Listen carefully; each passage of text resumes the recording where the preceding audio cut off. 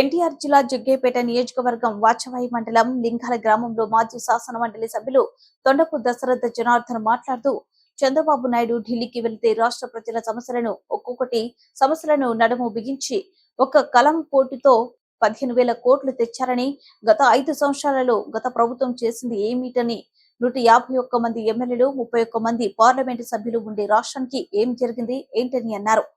రాష్ట్ర ప్రజలు ఇప్పుడు ప్రస్తుతం స్వేచ్ఛగా, సుఖంగా, సంతోషంగా ఉండగలుగుతున్నారని ఈ సందర్భంగా తెలియజేశారు.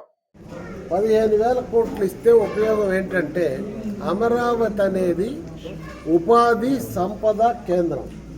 అమరావతిలో పెద్ద ఎత్తున పరిశ్రమలు, ప్రభుత్వ కార్యాలయాలు అన్నీ వస్తే అక్కడ పిల్లలందరికీ కూడా చదువుకున్న వాళ్ళకు ఉద్యోగాలు వస్తాయి.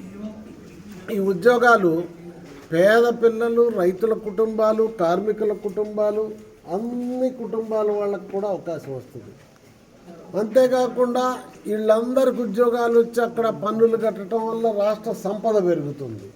సంపద పెరిగితే మళ్ళీ పేదవాళ్ళకి అభివృద్ధి కార్యక్రమాలు. చంద్రబాబు నాయుడు గారు ఢిల్లీ పోతే రాష్ట్ర ప్రజల యొక్క సమస్యలన్నీ చెప్పాడు, ఒక్కటొకటిగా పరిష్కారానికి నడుం కట్టాడు. ఇప్పుడు మీరు మొన్ననే చూశారు, అమరావతికి 15,000 కోట్ల రూపాయలు ఒక్క కలం పూటతో తీసుకొచ్చినాడు చంద్రబాబు నాయుడు.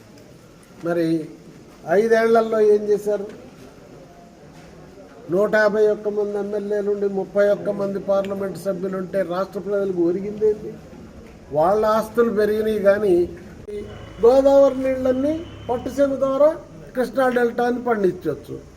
అలాంటి పోలవరాన్ని నిట్ట నిలువును ముంచారు కదా.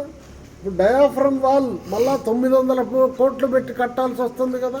పట్టించుకున్నారా? ఒక్క బొచ్చ సిమెంట్ వేశారా? ఒక్క ఇటుక పెట్టారా?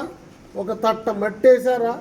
ఏమని మాట్లాడతారండి? ఎంత మోసం తెలిసింది కాబట్టే తిరుగుబాటు చేశారు, చిత్తుగా ఓడించారు. అయినా ఇప్పుడు ఏం చేస్తున్నారు? మళ్ళీ అబద్ధాలు మొదలు పెడుతున్నారు. ఈ కొత్త రూపం. ఢిల్లీ పోయి చెప్పిన మాటలకి ఏమన్నా అర్థం ఉందా? 36 మంది హత్య జరిగిందంట. మీరు నమ్ముతారా? మీ వార్తల్లో ఎక్కడన్నా విన్నారా? మీరు ఎక్కడన్నా చూసారా? మరి ఇంత పట్టపగలు ఈ విధంగా అబద్ధాలు ఆడటం అనేది